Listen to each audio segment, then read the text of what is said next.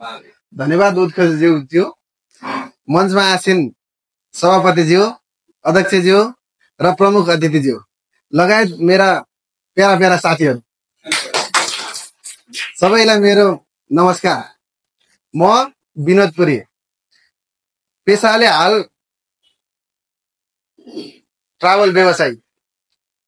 विगत 10 वर्ष 12 वर्ष अगाडिदेखि यो व्यापार व्यवसाय भनेको राम्रो हो, गर्नुपर्छ भन्ने थाहा हुँदै पनि मोटिभेसन दिने मान्छे नभएर अथवा आफूमा क्यापेसिटी नभएर म जागिरतिर लागे र हाम्रो एकजना अमेरिकन इन्भेस्टर हुनुहुन्छ फाराग ग्रे भन्ने, उहाँले भन्नुभएको थियो build your own dream otherwise someone else hire you to build their भन्नुभएको थियो। त्यो शब्द मेरो मनमा एकदमै लाग्यो।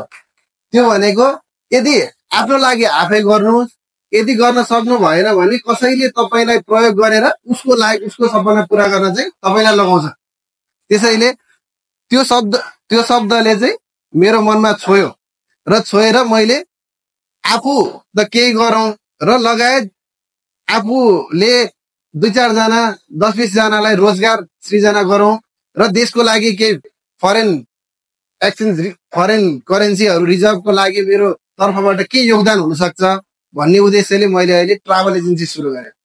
र यो सुरु गर्दै गर्दा पहिला लागेको थियो कि यो हुँदैन कि, सफल हुँदैन कि, मैले गर्न सक्दैन थिएँ। तर म प्रोसेसमा रमाउने मान्छे, राम्रो गर्दै गएँ, सत्कर्म गर्दै गएँ र मैले राखेको गोल भन्दा अगाडि नै मैले यो चाहिँ मैले 2-4 वर्ष लाग्छ भन्दै गर्दा नि 2-4 महिनामै मैले 2-4 वर्ष लाग्नेमा चाहिँ एउटा एचिभमेन्ट लिन सकेँ। र अब यो यसले गर्दा त 10-20 जनाको रोजगार हुँदै आएको छ र यसमा मात्र अडिनु हुँदैन भनेर अहिले हामी साथीभाइ सर्कल मिलेर हामीले 2-4 वटा बिजनेस नयाँ गर्ने योजना बनाएर सुरु गरेका छौँ।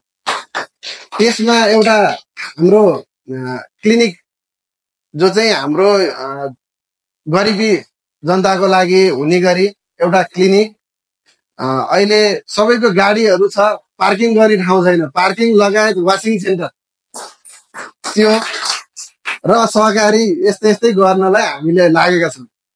र यो प्लेटफर्ममा आएर मलाई यति बोल्न दिनुभएकोमा, बोल्ने अवसर दिनुभएकोमा, यो लेभल अफ स्टार्टअप कार्यक्रम सञ्चालक गर्ने हाम्रा सर सौरभ गुप्ताज्यूलाई धेरै धेरै धन्यवाद दिन चाहन्छु। र आज म यही राख्दै यहाँबाट बिदा हुन चाहन्छु। धन्यवाद।